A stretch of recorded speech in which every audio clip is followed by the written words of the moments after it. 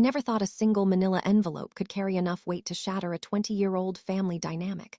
But as I sat at the mahogany dining table watching the color drain from my mother's face, I realized that some debts are paid in cash and others are paid in scorched earth. My mother flew me home for the holidays, claiming she wanted a healing Christmas. But what she actually wanted was a silent bank account and a daughter who still knew how to play her part in their perfect, expensive charade. Before I tell you how I turned a festive dinner into a forensic audit, I have to ask, was I wrong for bringing a paper trail to a knife fight, or would you have demanded your life back, too? To understand why I was sitting there with a stack of bank statements instead of a glass of eggnog, you have to understand the hierarchy of the Miller household. My parents, Susan and Robert, are the kind of people who care more about the thread count of their guest towels than the emotional well-being of their children. I am the oldest of three. There's me, then there's my brother Leo, and the golden child, my sister Maya. For as long as I can remember, I wasn't a daughter. I was a safety net. When Leo crashed his first car, it was my savings from my part-time job that covered the deductible because my parents were temporarily illiquid.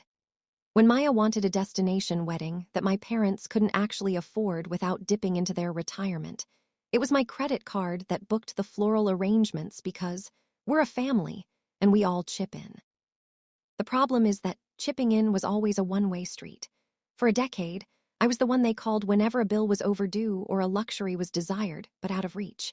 "It's just a loan, honey," my mom would say, her voice dripping with that artificial sweetness that I eventually learned to loathe.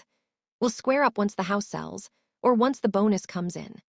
But the house never sold, and the bonuses always seemed to be spent on new sets of golf clubs for my dad before I could see a dime. I moved 3 states away just to breathe, to build a life where my phone didn't buzz with a Venmo request every Tuesday. I worked 2 jobs, lived in a studio apartment that smelled like old radiator steam, and slowly clawed my way into a stable career. Meanwhile, back home, the Instagram posts showed them sipping champagne on family vacations I wasn't invited to because they didn't want to stress my busy schedule. Then came this November. My mom called me, sobbing. She told me she was getting older, that the house felt empty, and that she couldn't imagine a Christmas without all her bobbies under one roof. She even offered to buy my plane ticket. That should have been my first red flag. My mother doesn't offer anything without an invoice attached to the soul. But I was tired, I was lonely, and a small, stupid part of me wanted to believe that maybe, just maybe, they missed me. So I agreed. I packed my bags, but as I was cleaning out my desk to head to the airport, I found an old folder. It was labeled family. Inside were years of screenshots, promissory notes, and exported spreadsheets of every single dollar I had loaned them since I turned 18. The total was staggering. It wasn't just a few thousand. It was enough for a down payment on a house of my own. It was my 20s, sold off in increments of $500. Something in me snapped. I didn't just pack my sweaters. I packed the folder. The first 2 days at home were a masterclass in passive aggression. Maya was there with her husband, bragging about their new Tesla, a car I'm fairly certain my loan for her wedding helped facilitate. Leo was complaining about his low salary while wearing a watch that cost more than my monthly rent. And my parents, they were the perfect hosts, right up until the second evening when the masks started to slip. It started at dinner. My dad mentioned that the roof was leaking and that times were tough with the economy. My mom chimed in, saying how lovely it would be if we could all pull together to make sure the family home stayed in top shape for future generations. I sat there, picking at my turkey, feeling the familiar tightening in my chest. They weren't happy to see me. They were happy to see a walking ATM. Maya looked at me across the table and said, "You've been doing so well at your firm, Sarah. It must be nice not to have to worry about money like the rest of us." That was the moment. The hypocrisy was so thick I could nearly choke on it. They were sitting in a house I had partially funded, talking about worrying about money to the person they had bled dry for a decade. I realized then that they didn't see the money as a debt. They saw it as their birthright. They truly believed that because I was the responsible one, my resources belonged to them. So that's the situation I was in. I was sitting at a table full of people who had spent my hard-earned money on their luxury lifestyles while I struggled, and now they were asking for more. I had the evidence in my bag in the hallway.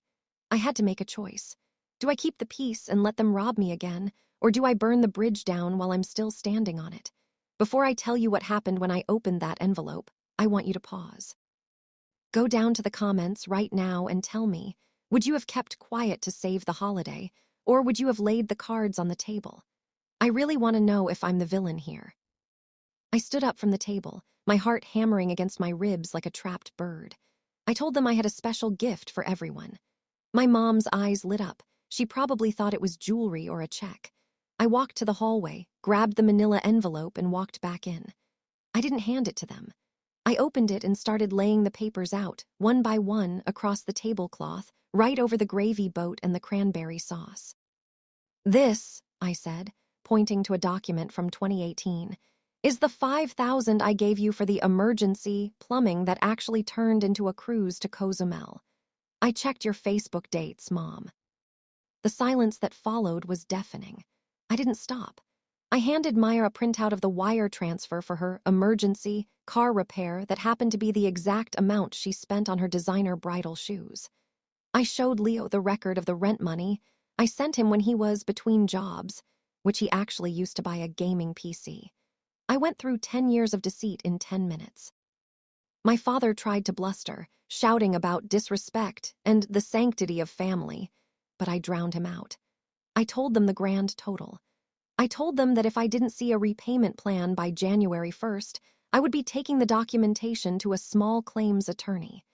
I wasn't just asking for the money, I was reclaiming my dignity. My mother started crying, not the I'm sorry kind of crying, but the how could you embarrass me kind of crying. Maya called me bitter and petty. Leo just stared at his plate, unable to look me in the eye. I didn't wait for them to finish their tantrum. I went upstairs, packed my bags, and called an Uber to a hotel. I didn't even wait for the flight they bought me. I booked a new one with my own money, the money I had left that they hadn't managed to touch. The fallout was immediate. My phone was flooded with texts from aunts and cousins I hadn't spoken to in years, telling me I was cold-hearted for ruining Christmas. But then, a few days later, something changed. I got a message from my dad.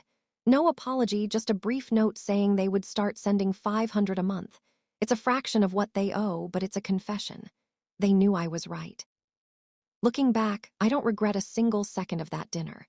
I realized that family isn't a license to steal, and loyalty isn't a one-way debt.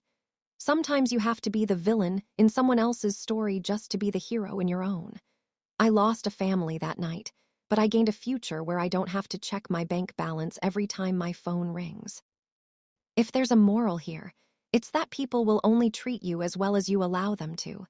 And no is the most expensive word you can ever say to a person who profits from your yes. Like this video if you think I did the right thing by standing up for myself, and subscribe if you want to hear more stories about people finally getting what they deserve. If you've ever had a family member treat you like a personal bank account, please share your experience in the comments. I'm reading all of them, and it helps to know I'm not alone in this mess. Thank you for listening to my story, and I'll see you all in the next one.